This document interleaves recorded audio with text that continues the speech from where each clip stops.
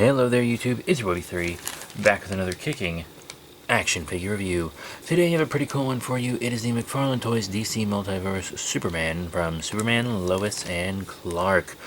This was a mini-series about the post-crisis pre-New 52 Superman. Apparently he was alive and existed within the New 52 continuity, but didn't want to interfere in another dimension. I think he was saved by like Convergence or something. I did read the Convergence stuff with like Flashpoint, and then like Lois gave birth to John, and Flashpoint Batman's Batcave.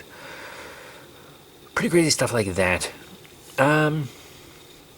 Yeah, so this is Superman. As he appeared in that, he kind of had this kind of black suit reminiscent of his solar suit. It was kind of because he was like saving the world in secret, mostly like natural disasters and stuff, and he would move super fast or underground or real high up so that no one would notice him, just because he didn't want to kind of interfere with the other Superman and stuff. He had a beard. They went by White. I think he was Clark White, as kind of a, you know, out of respect for Perry, I think is what they did. But yeah, he's pretty cool. He's a big bulky Superman because he's a bit older, you know. Still has his Superman curl. I know a friend who has a hedgehog with a curly spike like that. Little bugger. But yeah, he's pretty cool. You know, he's got the raised symbol here. He's got the little symbol on the belt. I think this was written by Tomasi. It was before the Tomasi Gleason run. And now, you know, detail and paint is all really good. You know, he's fully painted on the back and everything. Pretty nice. I really like the head sculpt. I'm really glad we got this Superman. Articulation, side to side, up and down, wobble. We got a lot of movement here on the arm. As you can clearly see, you got that double elbow bend, forward and back on the wrist, rotation on the wrist. Pretty cool. All kinds of torso and waist movement. You get the rubber covering here for in and out, forward, and the rubber covering does allow for some back, even though he has that bodacious Kryptonian booty. Actually, he's looking a little flat, I'm not gonna lie. It's kind of a flat Superman. I guess that's what happens when you aren't as active in saving the world anymore, huh? With a slight turn there, but not much. Double, as in knee bend. Now on the feet, you know, rotates on top, pivots on bottom, and toe beans. Plus he's got those peg holes on the bottom of the feet. Now, let's talk about accessories. First up, he has two big ol' meaty fist hands, but he also has these two kind of open hands. Very nice. Good hands for a Superman. He also comes with the trading card that they all do, and it seems like McFarlane is moving away from the product shots and is going back to comic art. That being said, this is one of the better product shots I've seen.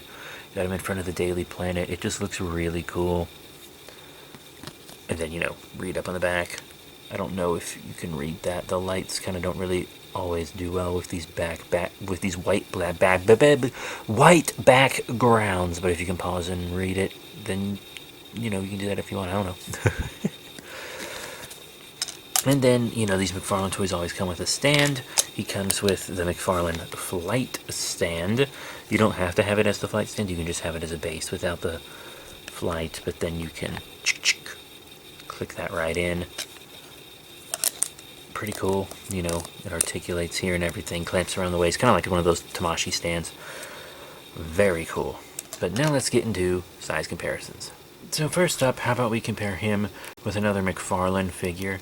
That's technically the only toy line he needs to scale well with, because you should scale well with your own line, you know? But this is another kind of alternate reality Superman. Or should I say Batman, since it's from Superman Speeding Bullets. Batman here. This is actually one of my favorite McFarlane figures. I really love it. I think they look pretty good together. I want to do kind of a multiplicity kind of Superman display at some point, just with all my actually just all my Kryptonians. Supergirls, Superwomen, Zods, all of them. Very cool. So yeah, he scales well with his own line. Now how about DC Direct? This is the DC Collectibles Superwoman from the Crime Syndicate from Forever Evil. he looks great with her. This version of Superwoman is Lois Lane, after all. And they got the black going on. Very cool. And last, I gotta show them with a Mattel. Mattel did so much with DC for so long, and some of those figures were even good. But here's another Superman-related one. It is the Blackest Night Orange Lantern Lex Luthor from DC Universe Classics. And yeah, they don't scale well together. Luthor here is a little small, but that makes sense because it's in a different scale. You know, Mattel did a 6-inch scale, McFarlane does a 7-inch scale. So yeah, normally I just compare DC figures with other DC figures, but I do just want to show him off with a couple other McFarlanes. Here he is with the Doom Eternal McFarlane Toys Doomslayer Ember Skin. That's pretty cool, because I imagine Doomslayer as a bulky guy, you know, and then the armor would make him even bulkier. So I think this works out. And then I want to show him with kind of the McFarlane character, you know. Spawn himself. This is the deluxe Spawn from with the throne from the McFarlane Toys Spawn line, the current one. And yeah, you know, I think he looks good with Superman as well. And it's not like Spawn's never appeared alongside DC characters, you know. Teamed up with Batman. Actually, at the time of recording this, he's teaming up with Batman again. I need to review the classic collection. But yeah, that's it for the size comparisons with Superman. So all in all, what are my final thoughts on this Superman figure from McFarlane Toys?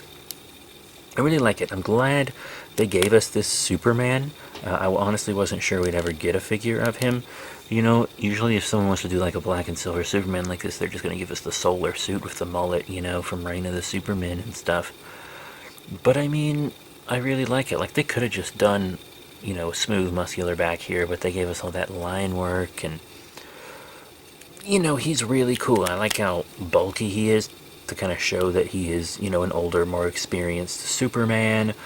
You know, I just prefer all my Supermen with capes, but I really did like this book. I've read it multiple times as a trade. I actually reviewed the trade on this channel, and I believe I have reviewed, yes, I have reviewed the entire Tomasi Gleason run and stuff, and the Death of New 52 Superman, and really all that. I need to review all the Convergence stuff that he was in. But he's really cool. He's got good accessories. He comes with the flight stand. He's a really cool figure. Just all around good. But he is a simpler design and stuff, so he was easy to pull off. But that doesn't mean you shouldn't be praised for doing it right. So that's it. Thank you all very much for your support. Remember to rate, comment, subscribe, check out all the cool links in the description below. Facebook, Twitter, etc. And I'll be seeing you all, you guessed it, next time. Bye for now.